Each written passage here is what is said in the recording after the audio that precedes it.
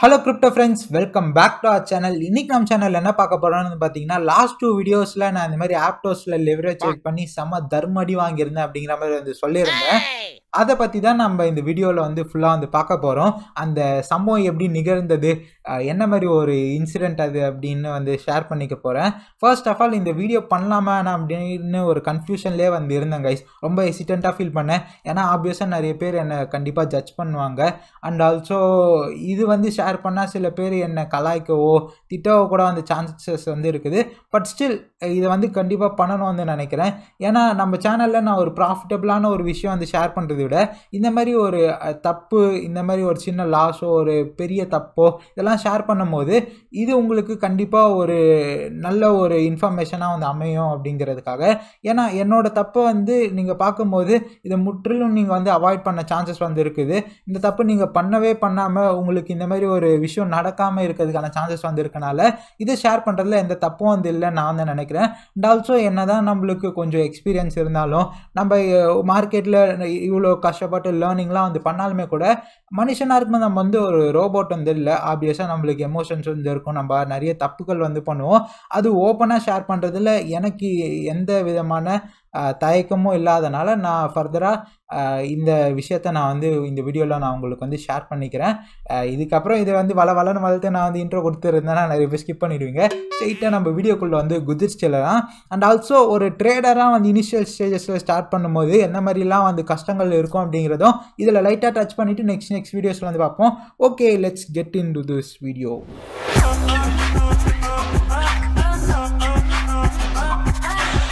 Okay guys, நான் டீட்டெயிலாக இப்போ வந்து எக்ஸ்பிளைன் பண்ணுறேன் என்ன மாதிரி ஒரு விஷயத்தை வந்து நான் பண்ணியிருந்தேன், என்ன கோ த்ரூ பண்ணேன் அப்படிங்கிறத. ஸோ இது ஃபுல்லாகவே ஆப்டோஸ் வச்சு தான் இந்த இன்சிடெண்ட் வந்து நடந்தது. ஆப்டோஸில் அந்த டைம் பீரியடில் பயங்கரமான ஒரு பம்ப் அப்படிங்கிற ரீசன்ட் டேஸாக நம்ம வந்து பார்த்துட்டு இருந்தோம் இல்லையா. ஆப்டோஸ் வந்து பார்த்திங்கன்னா பிலோ $4 இருந்து அரௌண்ட் இந்த ரீஜன்லேருந்து நல்ல பம்ப், ஃபுல்லான் பம்ப் அப்படிங்கிற மாதிரி நடந்துருந்தது. ஸோ நான் 21st மார்னிங் அரௌண்ட் ஒரு 5:30 6 o'clock நான் காலைல எழுந்து நான் ஏன் அப்படி பண்ணேன் அப்படின்னு கூட தெரியல. நான் அப்போ வரைக்குமே வந்து பார்த்திங்கன்னா அந்த பர்டிகுலர் அக்கௌண்ட்டில் அது ஒரு பெரிய அக்கௌண்ட்டு தான் கைஸ். நான் இது வந்து சேஃபாக என்னோட என்கிட்ட ஹார்ட்வேர் வேலெட் இருக்குது, ஒரு 2 சேஃப் வேலெட் இருக்குது. அதில் நான் இந்த பினான்ஸ் டெக்ஸை கனெக்ட் பண்ணி தான் நான் யூஸ் பண்ணிகிட்டு இருந்தேன். ஸோ அதில் நான் கொஞ்சம் ஃபண்ட்ஸ் வச்சு ஒரு சில ட்ரேட்ஸ் அதில் வந்து எடுக்கிறது உண்டு.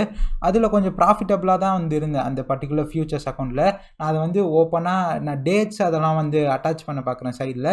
பட் அந்த அக்கௌண்ட்டோட குவான்டிட்டி எவ்வளோ வந்து இருக்குதோ அண்ட் ஆல்சோ நான் எவ்வளோ லாஸ் பண்ணேன் அப்படின்னு சொல்ல விரும்பலை. மேபி அது எனக்கு இந்த வீடியோவில் எப்படி கமெண்ட்ஸ் வருது அதை வச்சு நான் வந்து டிஸ்க்ளோஸ் பண்ண ட்ரை பண்ணுறேன். ஓகேங்களா, சரி ஓகே.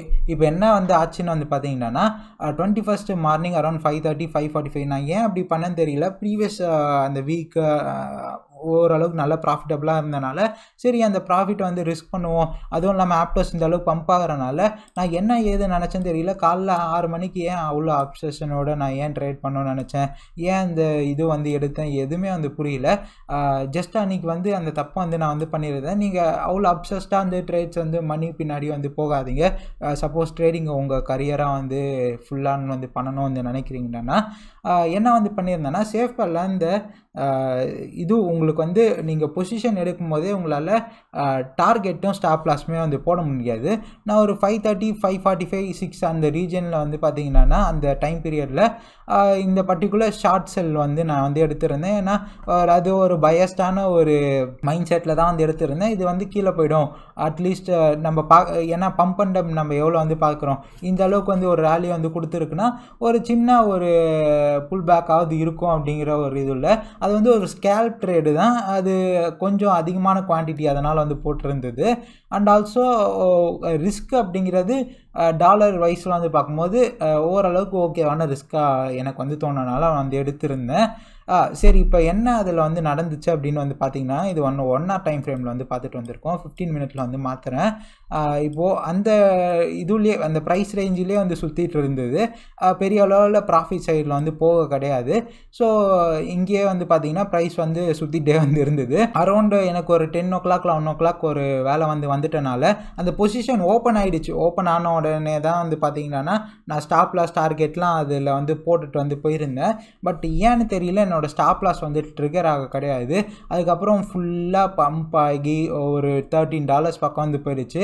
இது மேபி உங்களுக்கு பார்க்குறது பெருசாக வந்து தெரியலனாலும் நான் $11 அரௌண்ட் இந்த ரீஜனில் வந்து என்னோடய என்ட்ரி வந்து எடுத்திருந்தேன்.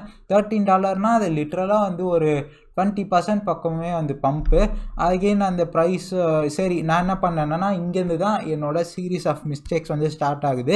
ஏன்னா நான் இந்த ஸ்டாப் லாஸ் போட்டு வைக்கிறேன்னா நான் இந்த அளவுக்கு லாஸ் எடுத்துக்க நான் ரெடியாக இருக்கனால தான் அந்த ஸ்டாப் லாஸ் வந்து போட்டிருந்தேன்.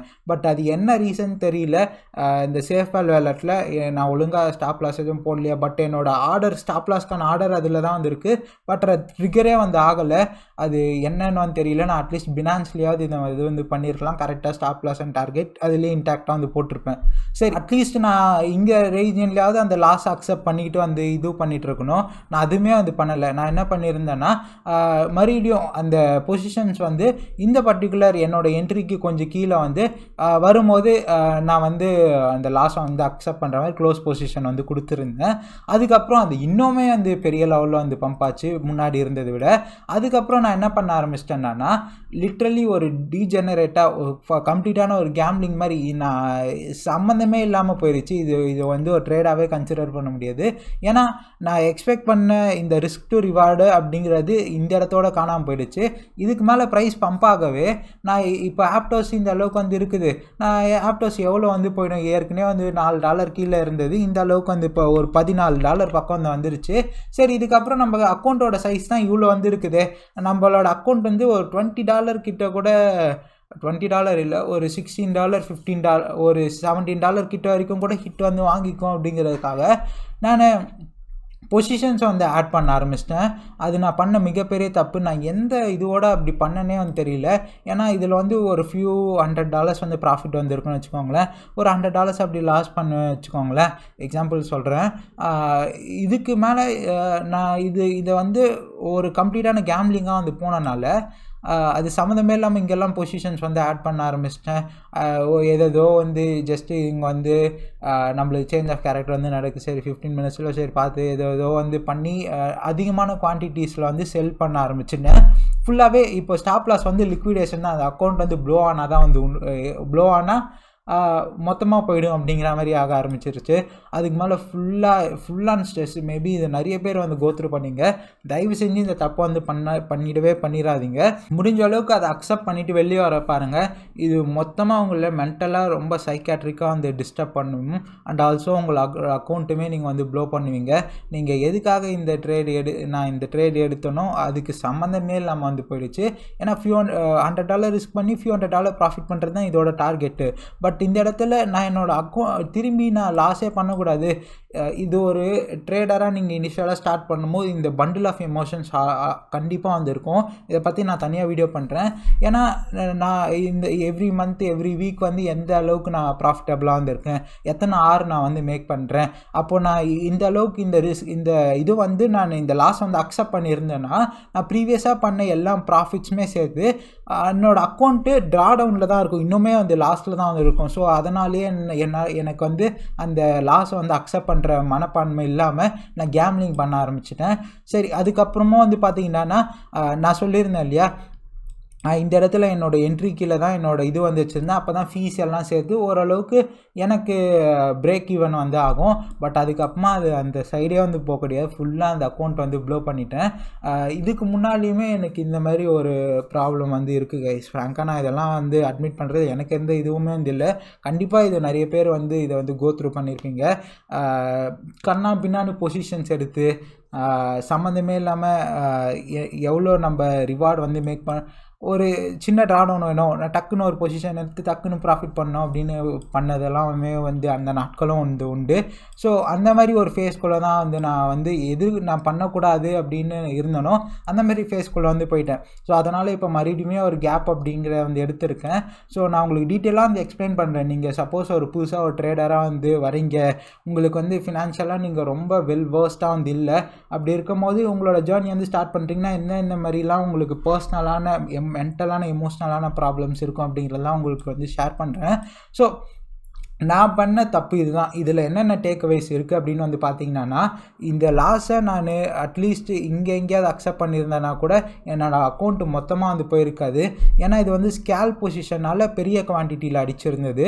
நான் இன்னமும் வந்து பொசிஷன்ஸ் வந்து ஆட் பண்ணனால என்னோடய அக்கௌண்ட் வந்து மேபி ஒரு $21 வந்து மொத்தமாக வந்து காலி ஆகுதுன்னா, என்னோடய அக்கௌண்ட் வந்து ஆல்மோஸ்ட் ஒரு $16 பக்கமே மொத்தமாக வந்து காலி ஆகிடுச்சு. ஸோ நீங்கள் வந்து கேம்லிங் அப்படிங்கிறத வந்து பண்ணிடாதீங்க. இது மிகப்பெரிய அடிக்ஷனு. மேபி எனக்கு தெரிஞ்சு மேபி இந்த அக்கௌண்ட் லூஸ் பண்ணதே கூட நான் இப்போ வந்து யோசிக்கும் போது மேபி பெட்டராக இருந்துச்சோ அப்படின்னு வந்து தோணுது. ஏன்னா அகெயின் நான் எதிர்பார்த்த மாதிரி இது வந்து போயிடுச்சுன்னா அது எனக்கு வந்து ஒரு அட்ரலின் ரஷ் கொடுத்து ஓகே நம்ம சமாளிச்சுட்டு இந்த சுச்சுவேஷனை அப்படிங்கிற மாதிரி இருந்திருக்கும். மறுபடியும் நான் இந்த மாதிரி ஒரு கேம்லிங் இந்த மாதிரி தப்புகள் வந்து பண்ண ஆரம்பிச்சிருப்பேன். இந்த மாதிரி வேறு ஏதோ சுச்சுவேஷன் வரும்போதோ இல்லை ஒரு சின்ன ப்ராஃபிட் பண்ணலாம், டக்குன்னு ஒரு ஷார்ட் எடுக்கலாம், டக்குன்னு லாங் எடுக்கலாம், அந்த மாதிரி ஒரு இது வந்திருக்கும். ஸோ நீங்கள் அது பண்ணிடாதீங்க. அது ஒரு மிகப்பெரிய ஒரு மென்டலாக ஒரு தப்புக்குள்ளே வந்து உங்களை உள்ளடக்கிடும். ஸோ இதுதான் கைஸ், நான் ஒரு ஷார்ட்ஸில் கூட வந்து சொல்லியிருந்தேன், மார்க்கெட்டில் எது வேணால் எப்போ வேணால் நடக்கிறதுக்கான பாசிபிலிட்டி வந்து இருக்குது. ட்ரேடிங் வந்து ஒரு ப்ராபபிலிட்டி கேம் தான், ஜீரோ சம் கேம் தான். இது வந்து நடக்கவே நடக்காதுன்னு யாராலையுமே 100% வந்து சொல்லவே முடியாது. ஸோ நம்ம வந்து என்னை பொறுத்த வரைக்கும் ஒரு ரிஸ்க் டு ரிவார்ட் ட்ரேடராக இருக்கிறது எப்போவுமே வந்து பெஸ்ட்டு. ஏன்னா இப்போ நம்ம ஒரு $50 ரிஸ்க் பண்ணுறோம், $100 ப்ராஃபிட்டபுளாக ஆகுதுன்னா அதில் நம்ம ஒரு 4 வாட்டி இது பண்ணால் கூட நம்ம அட்லீஸ்ட் பிரேக் ஈவன்லையாவது வந்து இருக்க முடியும், ஃபீஸ்லாம் வந்து போக. ஸோ இதுதான் என்னோடய கேல்குலேஷன். இதை பற்றி நான் தனியாக வீடியோ வந்து போடுறேன், ஓகேங்களா? அதனால் இந்த மாதிரி கேம்லிங்கில் வந்து ஈடுபடாதீங்க. எப்போவுமே வந்து நம்பர்ஸ் பார்த்து இந்த அளவு ப்ராஃபிட்டபுளாக அப்படின்னு வந்து பார்க்காதீங்க. முடிஞ்ச அளவுக்கு ஒரு ரோபோட் மாதிரியே ட்ரேட் பண்ணுங்கள். கைஸ், இந்த வீடியோக்கு இவ்வளோ தான். நான் நெக்ஸ்ட் வீடியோஸில் என்ன மாதிரி ப்ராப்ளம்ஸ் வந்துருக்கு, நான் கொஞ்ச நாள் ட்ரேடிங் குவிட் பண்ணதுக்கான காரணம் வந்து என்ன, நீங்கள் இனிஷியலாக வரும்போது எவ்வளோ டேஸ் ஆகும், அதெல்லாமே வந்து நான் வந்து ஷேர் பண்ணுறேன். தேங்க்ஸ் ஃபார் வாட்சிங் திஸ் வீடியோ. நீங்கள் இது வரைக்கும் நம்ம சேனல் பிடிச்சிருந்தா கண்டிப்பாக சப்ஸ்கிரைப் பண்ணுங்கள். டெலிகிராம்லலாம் ஜாயின் பண்ணிக்கோங்க. பை.